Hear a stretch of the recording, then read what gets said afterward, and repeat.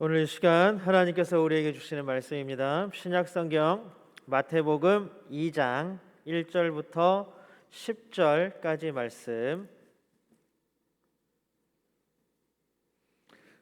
마태복음 2장 1절부터 10절까지 말씀입니다. 지금 가정에서 함께 예배드리시는 분들도 저와 함께 한 절씩 교독하여 봉독하도록 하겠습니다. 여러분들 제가 먼저 1절 읽겠습니다. 헤롯 왕 때에 예수께서 유대 베들레헴에서 나시매 동방으로부터 박사들이 예루살렘에 이르러 말하되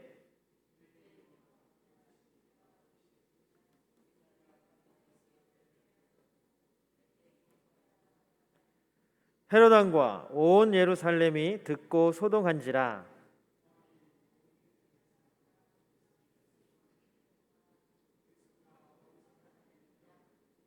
이르되 유대 베들레헴이오니 이는 선지자로 이렇게 기록된 바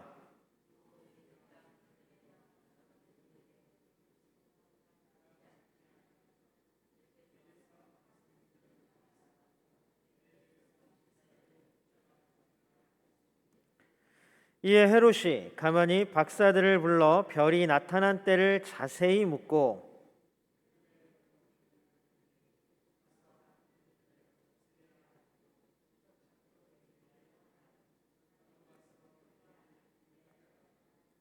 박사들이 왕의 말을 듣고 갈새 동방에서 보던 그 별이 문득 앞서 인도하여 가다가 악이 있는 곳 위에 머물러 서 있는지라.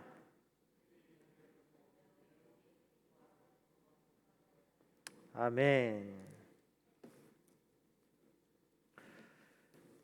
2020년 마지막 주일 예배입니다. 절기로는 성탄절 첫 번째 주일이기도 합니다. 함께 마음 다해 예배하는 모든 성도님들에게 주님의 평안이 함께하기를 간절히 바랍니다. 또 올해보다 더 건강하고 행복한 내년 2021년이 되기를 주님의 이름으로 축복합니다. 우리 함께 예배하는 모든 분들과 함께 인사 나눌까요? 우리 온라인으로 예배 드리는 분들도 우리 가족들과 우리 옆에 있는 사람들과 함께 반갑고 즐겁고 기쁘고 감사한 마음으로 함께 인사 나누겠습니다. 인사 나눕니다. 올 한 해 수고하셨습니다. 고맙습니다. 감사합니다. 그리고 또 얘기했죠. 건강하고 평안하세요. 이래 놀라운 복이 넘치는 우리 교회 되기를 소망합니다. 또 우리 삶이 항상 나만이 아니라 함께 살아가는 모두에게 고마움과 감사함이 넘치는 삶이 되기를 또한 축복합니다. 우리 하나님께 믿음의 고백 올려드리겠습니다. 우리 두 손을 하늘 위로 번쩍 들고 하나님을 향해서 우리의 믿음을 고백합니다. 하나님 좋습니다. 감사합니다. 사랑합니다. 하나님이 하시면 무엇이든지 다 이루어집니다. 하나님 좋습니다. 감사합니다. 사랑합니다. 하나님이 하시면 무엇이든지 다 이루어집니다. 아멘. 하나님께 영광의 박수 올려드립니다. 오늘은 2020년 마지막 주일입니다. 또 그저께는 성탄절이었습니다. 올해 성탄절은 성탄절인지 아닌지도 모르고 이렇게 지나간 것 같아요. 위험하니까 이제 어디 잘 나가지도 못하고 하니까 분위기를 느낄 새도 없었고, 교회도 마찬가지였죠. 전야 행사도 없었고, 성탄절 예배도 비대면으로 드렸고, 칸타타도 없고, 세례식도 성찬식도 함께 모이지 못했습니다. 개인적으로는 기쁘고 북적북적대고 좀 함께 축하하고 기쁨을 나누어야 할 성탄절이 뭐랄까요, 좀 쓸쓸하게 지나간 것 같아서 굉장히 아쉽고 좀 그랬습니다. 그래도 이제 가만히 앉아서 생각해 보니까 그런 것 같더라고요.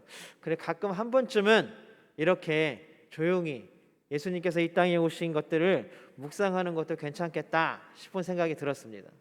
또 우리가 모이지 못하고 함께 그 기쁨과 그 즐거움을 함께 나누고 또 축하하는 자리는 없었지만, 그럼에도 불구하고 그 우리의 상황과 우리의 형편에 상관없이 예수님께서 이 땅에 오셨다라는 그 사실은 변하지 않는다라는 것입니다.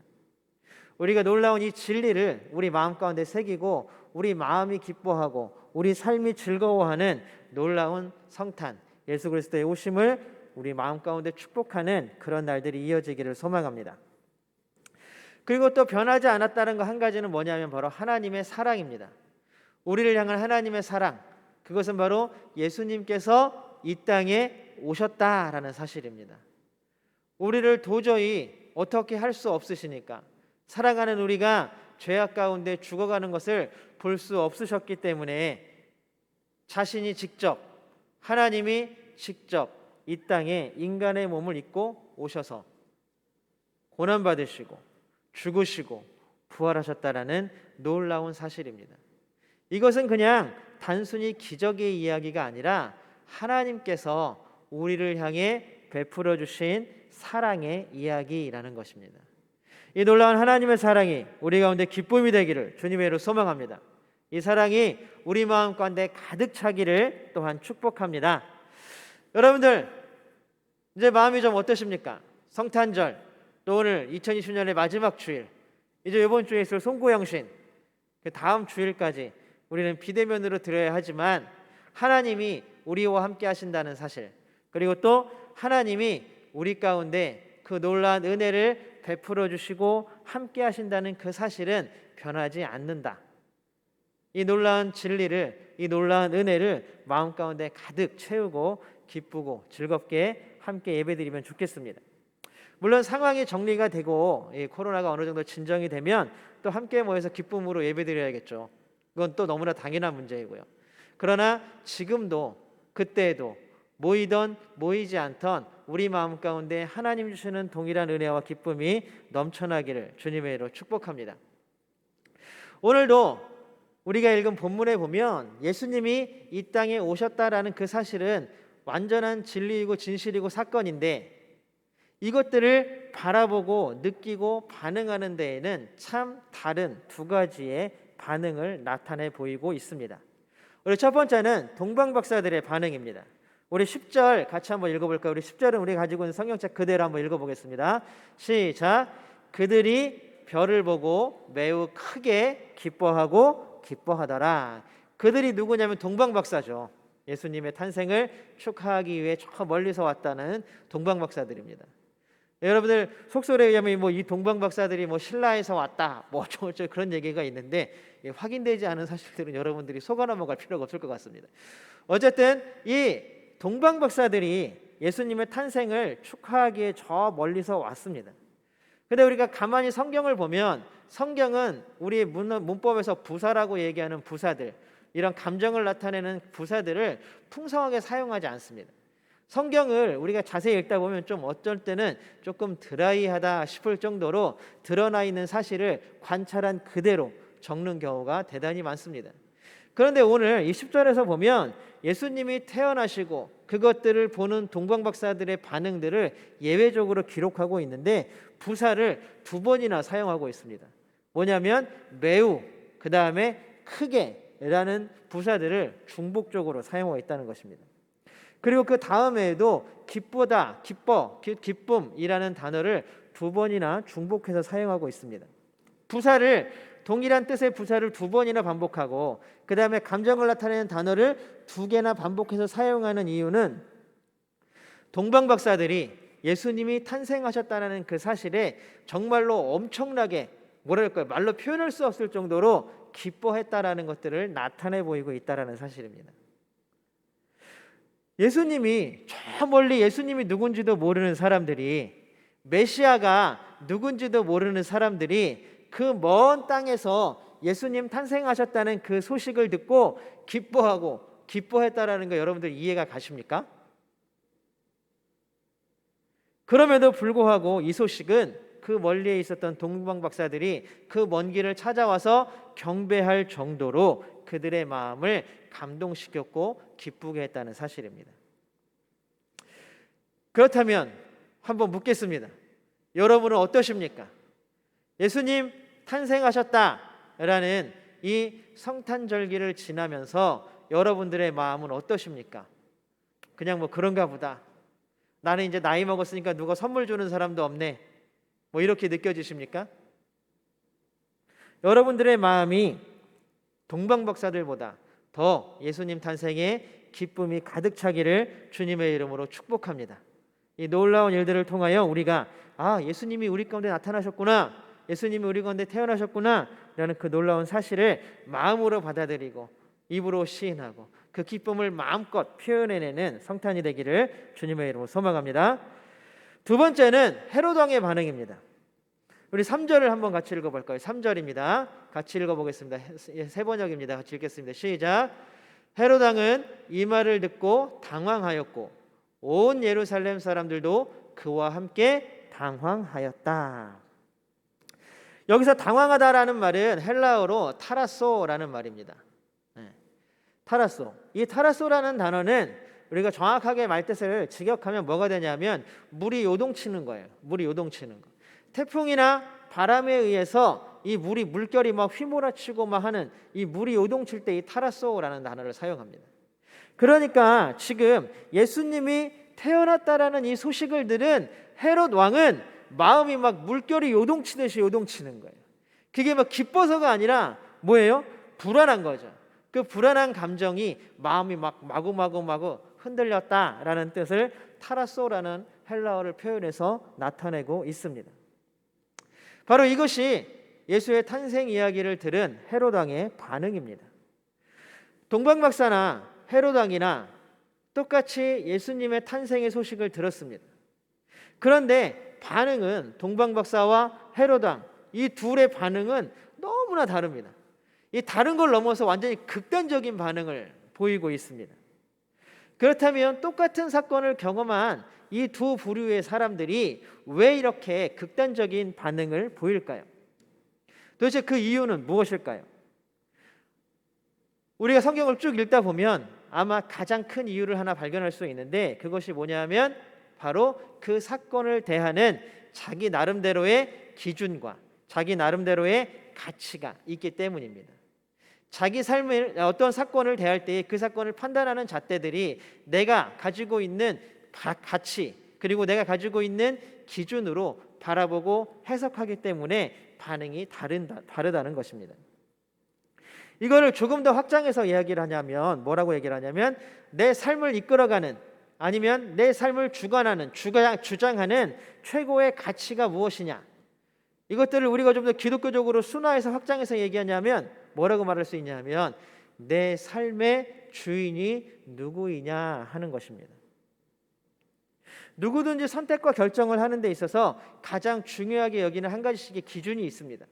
뭐 어떤 사람들은 정의가 되겠고요, 어떤 사람들은 사랑이 되겠고요, 어떤 사람들은 이익이 되겠고, 어떤 사람들은 물질이 되겠고, 어떤 사람들은 힘이나 권력이 될 수도 있습니다. 과연 우리들은 어떠한 가치를 가지고 가장 중요한 일을 해석해내고 어떤 중요한 일을 나누고 하게 되십니까? 이것들은 특히 이 세상을 살아가는 그리스도인들에게는 굉장히 중요한 문제입니다. 내 삶의 주인이 누구냐 하는 문제입니다. 아마 하나는 세상의 가치, 모든 세상의 가치와 기준이 모든 판단과 선택의 기준이 되는 경우입니다. 또 다른 하나는 바로 하나님 나라의 가치가 모든 것을 판단하는 기준이 되는 경우입니다. 이 두 번째 걸 조금 더 기독교적으로 얘기를 하자면 내 삶의 주인이 세상의 가치인가 아니면 하나님 나라의 가치인가 라고 묻고 있는 것입니다. 우리가 오늘 헤롯 왕을 쭉 보면 이제 나중에도 계속 나오고 이 헤롯 왕의 모습은 마태, 마가, 누가, 요한에서 나오는 계속 동일하게 나옵니다. 헤롯 왕의 삶은 정말로 세상적인 가치를 가장 중요하게 삼고 살아가는 사람의 전형적인 모습을 우리에게 보여줍니다. 그리고 오늘 우리가 읽은 1절에서 10절까지 해서 헤롯 왕의 판단과 헤롯 왕의 말들과 행동을 보면서 한 가지 떠오르는 단어가 있는데 뭐냐면 바로 집착이라는 단어입니다. 집착. 우리 3절을 다시 한번 읽어볼까요? 3절입니다. 같이 읽겠습니다. 시작. 헤롯 왕은 이 말을 듣고 당황하였고 온 예루살렘 사람들도 그와 함께 당황하였다. 4절입니다. 왕은 백성의 대제사장들과 율법 교사들을 다 모아놓고서 그리스도가 어디에서 태어나실지를 그들에게 물어보았다. 우리 다음에 7절 한번 다시 읽어볼까요? 7절입니다. 같이 읽겠습니다. 시작. 그때에 헤롯은 그 박사들을 가만히 불러서 별이 나타난 때를 캐어 묻고, 마지막입니다. 16절 한번 읽겠습니다. 16절입니다. 깁니다. 시작. 헤롯은 박사들에게 속은 것을 알고 몹시 노하였다. 그는 사람을 보내어 그 박사들에게 알아본 때를 기준으로 베들레헴과 그 가까운 온 지역에 사는 2살짜리로부터 그 아래의 사내 아이를 모조리 죽였다. 헤롯이 예수님의 탄생에 대한 집착, 그 집착이 시간이 흐를수록 조금씩 더 강해지는 것을 볼 수 있습니다. 왕이 태어난다는 소문을 듣고 헤롯 왕의 마음이 요동치고 있는 거죠. 그 요동이 시간이 지날수록 그 아이를 찾지 못할수록 점점 더 심하게 요동치고 있는 것을 볼 수 있습니다. 그래서 대제사장들을 부르고 율법교사, 우리 개혁개정의 서기관이라고 나오죠. 율법교사들을 부르고 계속 물어보는 거예요. 야, 도대체 이런 일이 왜 일어나는 거야? 이런 일이 예언이 돼 있느냐? 정말로 왕이 태어나느냐? 계속해서 묻습니다. 그래도 이게 답이 안 되니까, 자기의 마음을 안정시키지 못하니까 동방박사들을 부릅니다. 어디에요? 당신들이 봤을 때 어디에서 왕이 태어나겠습니까? 말로는 나도 그들에게 경비하러 가겠습니다라고 말하지만 속셈은 뭐예요? 16절에 보았던 것처럼 그 아이를 이 세상에서 없애는 것이 되겠죠. 결국 헤롯의 집착은 끔찍한 일을 벌이게 됩니다. 2살 이하의 아이를 다 죽이고 맙니다.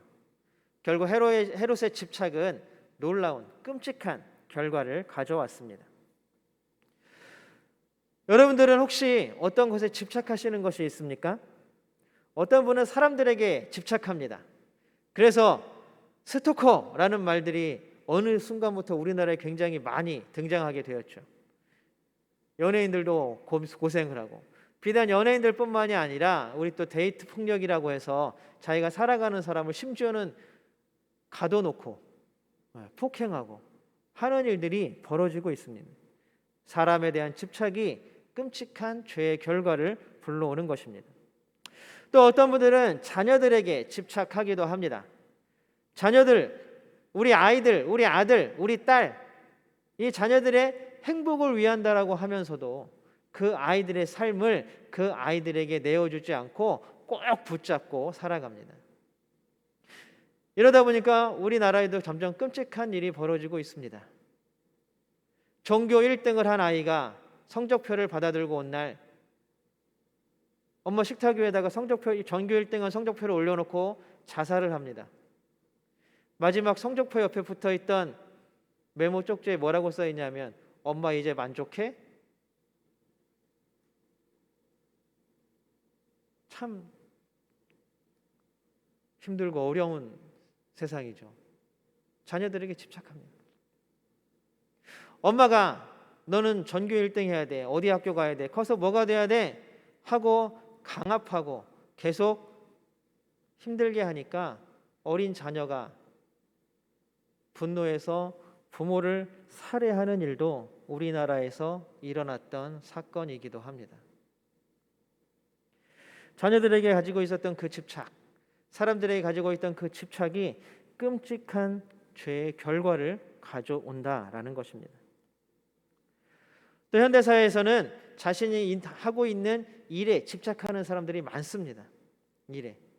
일에 집착, 성공에 집착하다 보니 이미 가족과 자녀들은 자기의 삶에서 멀어진 지 오래입니다. 그러면서 점점 많은 사람들이 혼자 살아가는 것들을 즐기고 있습니다. 그리고 요즘 들어서는 은퇴 이후에 황혼이혼이라는 말들이 유행할 정도로 많은 이혼이 일어나고 있습니다. 또한 자신이 가지고 있는 지위, 또 힘, 물질 이런 것들에 집착하는 사람들도 많이 있습니다. 그 자리를 지키기 위해서, 자신의 권력을 우리가 유지하기 위해서, 그것들을 놓치지 않기 위해서, 어쩌면 지금 우리나라에서 벌어지고 있는 한 단면을 이야기해주고 있는 것 같습니다. 그러나 과연 그런 집착들이 우리를 행복하게 해줍니까? 그 집착으로 해서 우리가 지금 잠깐 몇 가지 예를 들었지만 그 집착들은 결국 무엇이 되었습니까? 끔찍한 죄의 결과들을 우리에게 불러올 뿐이었다라는 사실입니다. 헤롯은 자신의 왕이라는 것에 집착했습니다. 여러분들, 우리가 성경에 나오지는 않지만 이 헤롯은 사실 유대인이 아닙니다. 유대인이 아니어서 유대인의 왕이 되었기 때문에 자신의 왕위에 대해서 굉장히 불안해하고 굉장히 집착하는 경향이 많이 있습니다. 그래서 하스몬 왕가라 그래서 시리아에서 옛날에 이스라엘이 잠깐 독립해 있을 때 왕조를 세웠던 하스몬 왕가의 무너진 가문의 여인을 자신의 아내로 삼기도 합니다. 왜요? 정당성을 인정받기 위해서, 왕이. 그리고 지금 이 헤롯은 아버지 헤롯이지만 그 아들은 자신이 로마에게 인정받기 위해서 왕이 직접 로마의 황제에 가서 그 발 앞에 무릎 꿇고 엎드려서 엉엉 울었습니다. 이 정도로 지금 이 왕가는 왕위에 집착하는 가문입니다. 그러다 보니까 자신의 왕위를 위협하고 자신이 왕이 아니라 이제 내 아들이 왕이 된다라고 동방박사들이 와서 축하해주고 기뻐해줬으면 그거는 헤롯으로서도 기쁜 일이겠죠. 그러나 자신의 아이가 아닌데 자신도 모르는 곳에서 한 아이가 태어났는데 그 아이가 왕이 된대요. 그러니 불안할 수밖에 없는 것입니다. 자신의 왕위를 위협하는 악이, 그 악의를 이 세상에서 없애기 위해서 돌이킬 수 없는 죄를 지었습니다. 결국 세상의 가치가 헤롯의 삶을 끌어가는 주인이 되었을 때에 그런 놀라운 집착이 일어나고 그 집착은 결국 끔찍한 죄를 불러오고야 말았습니다. 또한 우리는 이런 헤롯의 모습에서 불안함에 사로잡혀 있는 헤롯을 볼 수 있습니다. 여러분들은 어떤 때에 불안감을 느끼십니까? 이 불안감이라는 마음은 공포나 두려움과는 또 다릅니다. 여러분, 공포나 두려움은 지금 내가 직시해 있는, 내가 지금 직면해 있는 문제에서 느끼는 감정입니다. 무슨 얘기냐면 내가 무슨 혼자 막 산에 무서운 그 산길을 걷거나 아니면 뭐 공동묘지 곁을 지나갈 때, 그럴 때 무서움, 두려움, 그때 느끼는 감정이 두려움과 공포입니다. 아니면 진짜 가로등도 하나 없는 시골길을 운전하고 갑니다.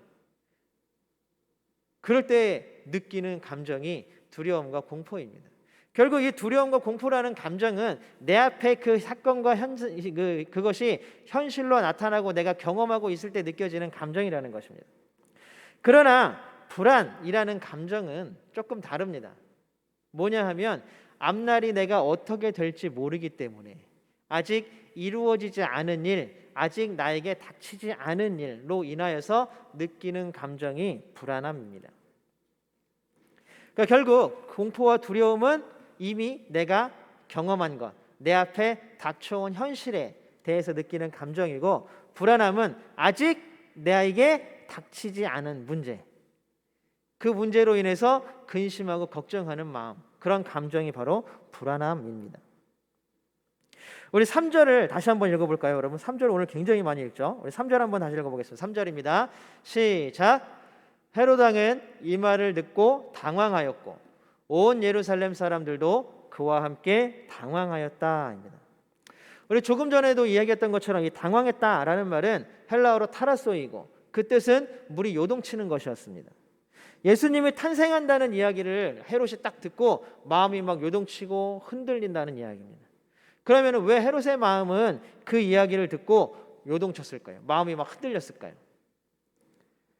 자신이 왕인데 예수가 왕으로, 누군가 왕으로 태어났다면 자신은 어떻게 된다는 거예요? 결국 그 왕의 자리에서 쫓겨난다는 것이죠. 지금 이것은 실현된 일입니까? 실현되지 않은 일입니까? 한번 생각해 보십시오. 사실 이 본문에 따르면 이 예수 아기는 이제 막 태어난 아기입니다. 헤롯의 자녀가 아들이 아니기 때문에 정상적으로 왕위를 물려받을 수 있는 상황은 아닌 거죠. 그렇잖아요. 그러면 이 지금 막 태어난 아기가 만약에 정말로 나중에 왕이 되려면 뭘 해야 돼요? 뭐 쿠데타를 일으키거나 반란을 일으키거나 뭐 이런 경우겠죠. 아니면 뭐 정치를 막 잘해가지고 정치일선에 나서서 정치를 막 잘해서 뭐 백성들이 정말 선망하는 지도자가 되거나, 그러려면 첫 번째 조건이 뭐가 돼야 하냐면 이 아기가 자라야 하는 거예요. 이 아이가 그 정도로 자라려면 10년, 20년 갖고 되겠습니까? 아직도 수많은 시간들이 필요한 그 일들을 미리 걱정하고 있는 겁니다. 헤롯은 자신의 왕이 지금 당장 일어나지도 않는 그 일들을 가지고 마음 가운데 지금 걱정하고 근심하고 불안감에 가득 차게 되었다라는 사실입니다. 이 불안이 심해지면 그 불안과 함께 뭐가 따라오냐 하면 고통이 따라오게 됩니다. 그 불안과 고통을 해결할 수 있는 방법을 헤롯은 찾기 시작합니다. 그리고 찾았고 결단하고 실행합니다. 뭡니까? 2살 이하의 아이들을 다 잡아다 죽이는 것이었습니다. 그 아이만 특정됐으면 그 아이 하나만 죽이면 되었을 텐데, 그 헤롯의 입장이죠. 야, 그게 안 되니까 니네들 다 죽는 거야. 아, 동방 박사가 언제 왔었지? 언제 그런 이야기를 했지? 그러면 태어난 지 어느 정도 됐겠구나. 2살 밑에 아이들은 다 죽여. 내 불안함, 내 걱정, 내 근심을 없애기 위해서 끔찍한 죄를 저지르고 말았다라는 것입니다.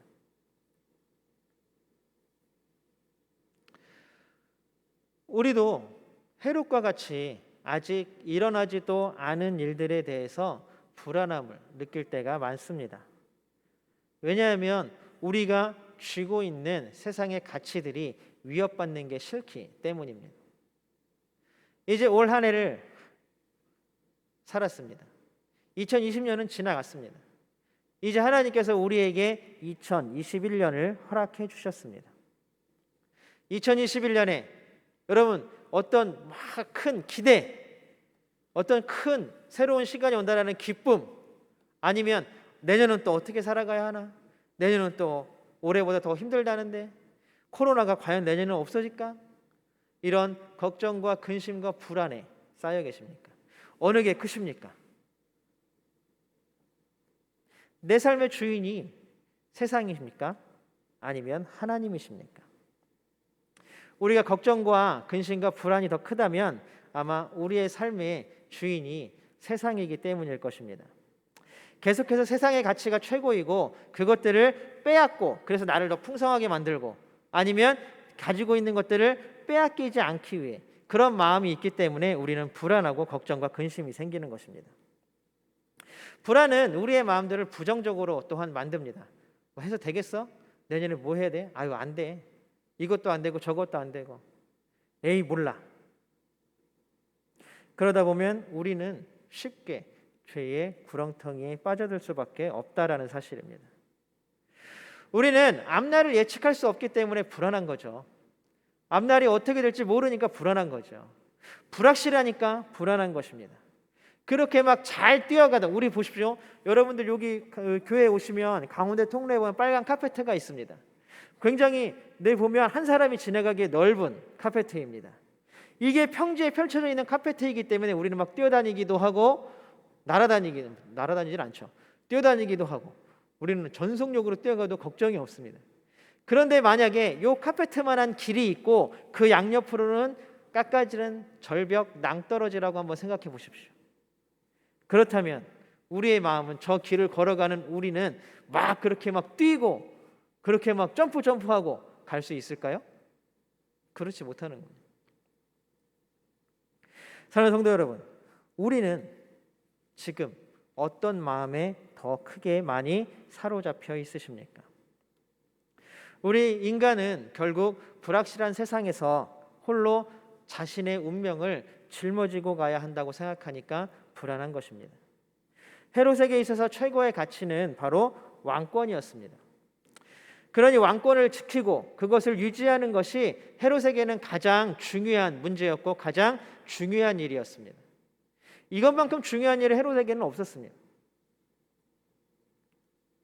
그런데 그런 왕권을, 자신이 가지고 있는 왕권을 위협한다는 아기가 태어났다는 소식을 들으니 얼마나 화가 나고 불안했겠습니까? 최고로 여기는 가치가 위협받으니 마음이 흔들리고 불안함이 가득 찰 수밖에 없습니다. 그러니 집착하게 되고 또 그 불안함은 결국 지켜야겠다는 생각, 해결해야겠다는 생각으로 죄의 결과를 가지고 오고 말았습니다. 그렇다면 우리가 살아가는 세상에서 이 집착과 불안감에서 벗어나기 위해서는 어떻게 해야 할까요? 우리 6절 하반절을 한번 읽어보겠습니다. 6절 하반절입니다. 같이 읽겠습니다. 시작. 내게서 한 다스리는 자가 나와서 내 백성 이스라엘의 목자가 되리라 하였음이니이다. 목자는 자신의 양들을 무조건 책임집니다. 쉴만한 물가와 또 푸른 풀밭으로 인도해야 하는 것이 바로 목자입니다. 그러니까 목자만 졸졸졸졸 양들이 따라가면 그 양들은 걱정과 근심이 없는 거예요. 시간 되면 풀밭으로 인도해서 먹여줘. 시간 되면 물가로 가서 물 먹여줘. 양들 위협하는 이리와 늑대로부터도 목자는 목숨을 걸고 지켜줍니다. 여러분, 그렇다면 이 집착과 이 불안감에서 우리가 벗어나고 해결할 수 있는 방법은 단 한 가지 아니겠습니까? 이 땅에 우리의 목자로 오신 예수를 우리 마음가운데 받아들이는 것입니다. 또 우리 마음가운데 든 모든 문제와 불안한 것들을 누구에게요? 하나님께 내어 맡겨드리는 것입니다. 하나님께 맡기십시오. 2021년 우리에게 주어지는 새해, 온전히 모든 시간들과 모든 상황들을 하나님께 내어 맡기십시오. 우리 삶의 모든 미래가 하나님께 달려있다라고 인정하십시오. 하나님이 우리 삶의 주인이 되시니 모든 것들이 하나님의 뜻대로 이루어집니다 라는 믿음이 우리 마음 가운데 가득 차기를 주님의 이름으로 축복합니다. 그러면 하나님께서 우리의 삶을 인도하실 것입니다. 사랑하는 선영교 성도 여러분, 여러분의 삶의 주인은 누구입니까? 세상입니까? 아니면 하나님이십니까? 올 한 해를 가만히 한번 뒤돌아보십시오.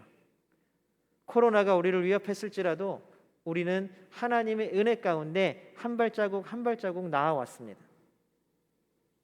이제 새로운 한 해를 우리에게 주십니다. 어떻게 될지도 모르는 불안감이 우리의 마음에 가득 찰 수도 있습니다. 그럴 때에 하나님께 우리의 불안함, 우리의 상황, 우리의 모든 형편, 내년의 모든 삶, 모든 결정들 하나님께 내어 맡기십시오. 하나님께서 평안함을 주실 줄로 믿습니다. 하나님께서 마음의 여유를 또한 부어주실 줄로 믿습니다. 하나님께서 우리의 신앙과 믿음을 더욱더 든든하게 붙잡아 주실 줄로 믿습니다. 이제 우리의 삶을 하나님께, 우리의 시간을 하나님께, 우리의 상황과 형편들을 하나님께 내어 맡기십시오. 우리가 하나님 주시는 평안의 복을 마음껏 누리면서 사시기를 주님의 이름으로 축복합니다. 우리 함께 기도하겠습니다. 사랑의 하나님, 감사합니다. 우리와 함께 하시며 우리를 지키시는 하나님, 우리가 우리의 마음 다해, 우리의 정성 다해, 우리의 뜻 다해 하나님을 섬기는 사람이 되게 하여 주시옵소서. 부족한 우리들에게 놀라운 은혜를 베풀어 주시고 우리의 삶의 순간순간마다 개입하여 주셔서 우리를 이끌어 주시고 우리와 함께 하시며 우리의 삶의 모든 것들의 주인이 되어 주시옵소서. 하나님, 우리를 불안하게 하고 우리를 아프게 하고 우리를 힘들게 하는 모든 상황과 형편들을 하나님께 내어 맡겨드릴 때에 하나님 인도하시고 하나님 해결하시고 함께하여 주셔서 우리의 삶이 날마다 기쁨으로 즐거움으로 가득 찬 삶이 될 수 있도록 하나님 은혜 베풀어 주시옵소서. 우리를 통하여 놀라운 일들이 일어나기를 원합니다. 우리를 통하여 하나님의 놀라운 사랑이 우리 가운데 넘치기를 원합니다. 하나님 함께하시고 부어 주시옵소서. 2020년 이제 마지막 주일 예배 하나님께 드립니다. 올 한 해도 지켜주시고 인도하셨던 것처럼 2021년 새롭게 주시는 한 해도 하나님께서 인도하시고 은혜로 채우실 줄로 믿습니다. 이 믿음이 흔들리지 않게 도와주시고 믿음대로 이루어지는 놀라운 복이 넘치는 기쁨이 넘치는 삶이 될 수 있도록 하나님 동행하여 주시옵소서. 언제나 함께 하시고 도우시는 임마누엘 예수 그리스도의 이름으로 간절히 기도드리옵나이다. 아멘.